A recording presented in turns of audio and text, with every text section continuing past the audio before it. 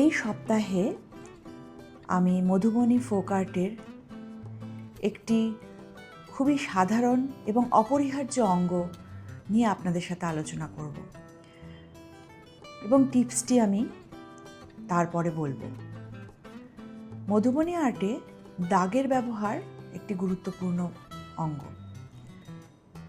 Single line, double line, triple line আঁকার সময় আমাদের অনেক সময় অনেক সমস্যার সম্মুখীন হতে হয়। সিঙ্গেল লাইন, আমরা এই লাইন আঁকার সময় আমাদের অনেক সময় কালি শেষ হয়ে যায়। আমরা যখন নিবের ব্যবহার করছি, আমি আপনাদের নিব দিয়ে ব্যবহার করে দেখাচ্ছি আজকে, এবং নিবে অনেক সময় কালি শেষ হয়ে যায়, আমাদের আবার কালি ডিপ করে বা চুবিয়ে আবার লাইনটা এখান থেকে শুরু করতে হয়। লাইন আঁকছি, কালি শেষ হয়ে গেল, আবার আমি এখান থেকে করছি। এই যে দুটো লাইনের মধ্যে একটা ডটের সৃষ্টি হচ্ছে বা জয়েন্টটা দেখা যাচ্ছে, সেটা দেখা গেলে তো ভালো লাগবে না। সেটা কিভাবে আমরা এটার ঠিক করতে পারি, এটাই হচ্ছে আমার আজকের টিপস। দাগ টানার সময় ছেড়ে দিলাম, কালি শেষ হয়ে গেল, বা অনেক বড় কাগজ, পুরো দাগটা একসাথে টানা সম্ভব হচ্ছে না, আমরা একটু ভেতর দিক থেকে আবার টানবো দাগটা।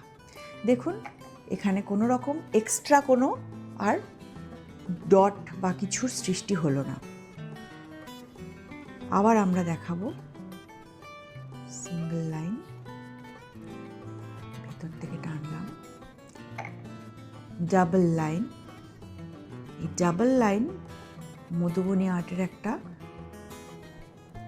বৈশিষ্ট্য, যা অন্যান্য আর্ট, ফোক আর্ট থেকে মধুবনীকে আলাদা করে বোঝায়।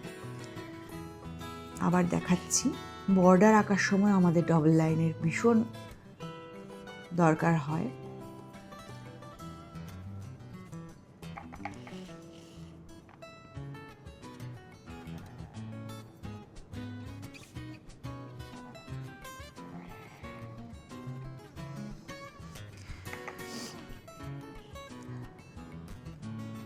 ট্রিপল লাইন,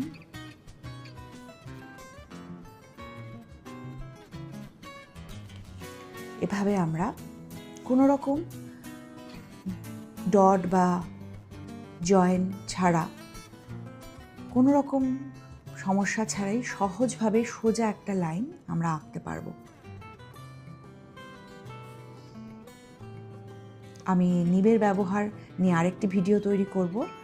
প্রতি সপ্তাহে আপনাদের একটি করে ভিডিও টিউটোরিয়াল টিপস, যেটাকে আমি বলছি, সেটা আপনাদের দেখাবো, এবং যারা নতুন শিখছেন বা নানা রকম সমস্যার সম্মুখীন হচ্ছেন, আমি তাদেরকে এভাবে সাহায্য করতে চাই, কারণ আমি নিজেও এই সমস্যাগুলোর সম্মুখীন হয়েছি অনেক সময়। এগুলো শিখেছি আমি এবং আপনাদেরও দেখাতে চাই। আপনাদের ভালো লাগলে নিশ্চয়ই ভিডিওটি লাইক করবেন, আমার চ্যানেলটি সাবস্ক্রাইব করবেন, আমাকে উৎসাহ দেবেন এবং আমার পাশে থাকবেন।